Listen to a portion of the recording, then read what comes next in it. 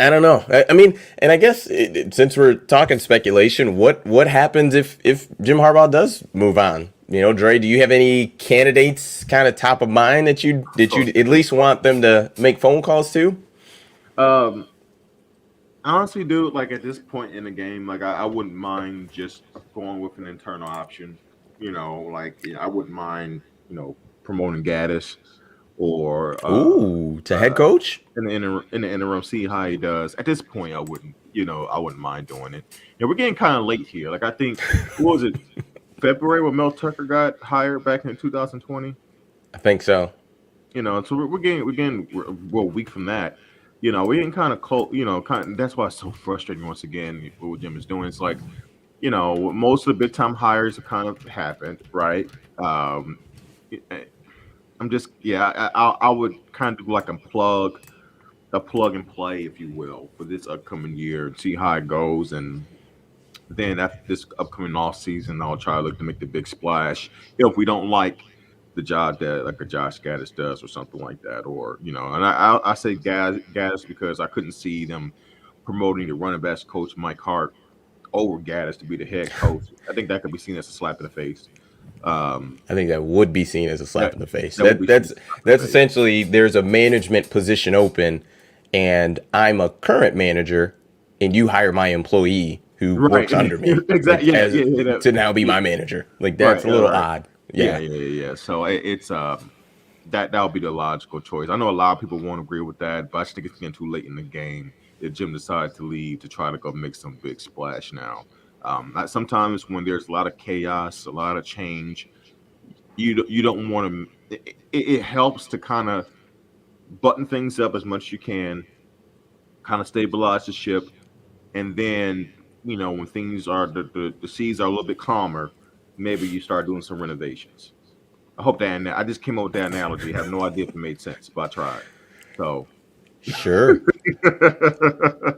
Well, I've heard a lot of. Well, I can't say a lot. I've heard some Michigan fans would like Matt Campbell from Iowa State to Michigan.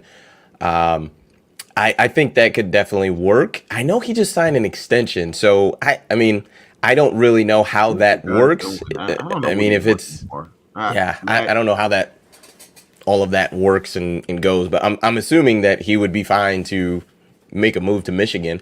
Like I said, I think that could work. But like you said, Dre, we're getting late in the game.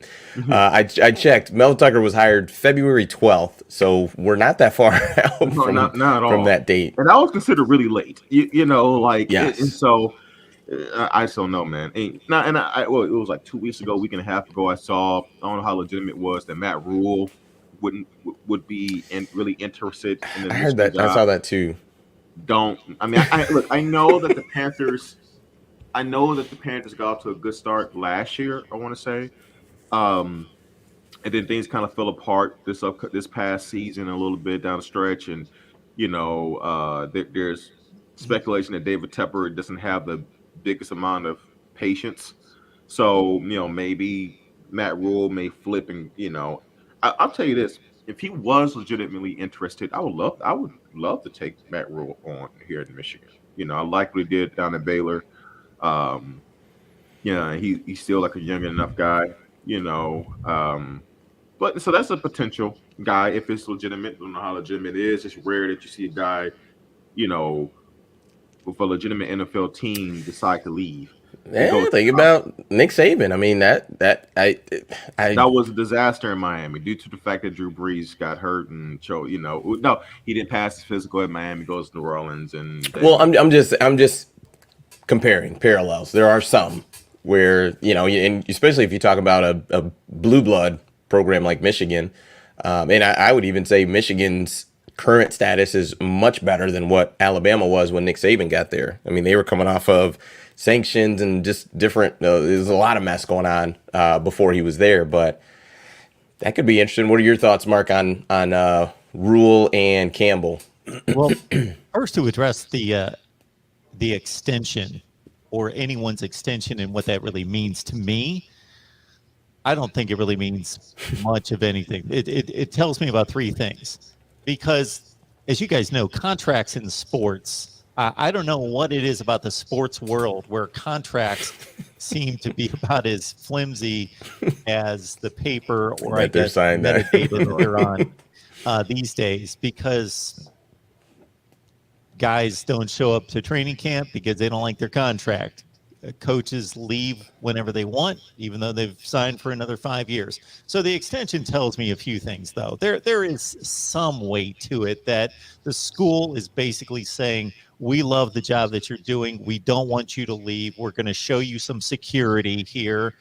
You know, we can't fire you next year and not have to pay you a ton of money. So we are showing you in good faith a huge investment in you. So we really like the job you're doing. We want to keep you. And obviously the coach isn't going to turn down the extension, but by signing the extension, there's a lot less that he, you know, it's really the school showing the good faith and the investment. The coach is just saying, hey, yeah, I'll take another $3 million a year. Sure. Why not?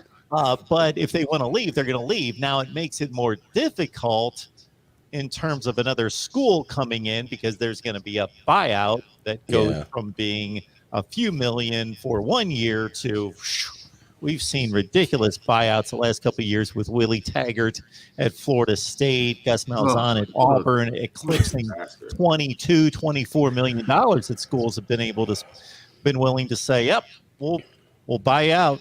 We want this guy, or they want to get rid of him, so he's gone. Willie Taggart. I think Iowa State administration is still shocked that Matt Campbell is there themselves. They're like, well, hey, Matt, you know, we really like the job you've done here. Here's a token of our appreciation. Shocked you haven't left, you know, for a better job. I think they're shocked. Like, I think, like, you know, Matt still.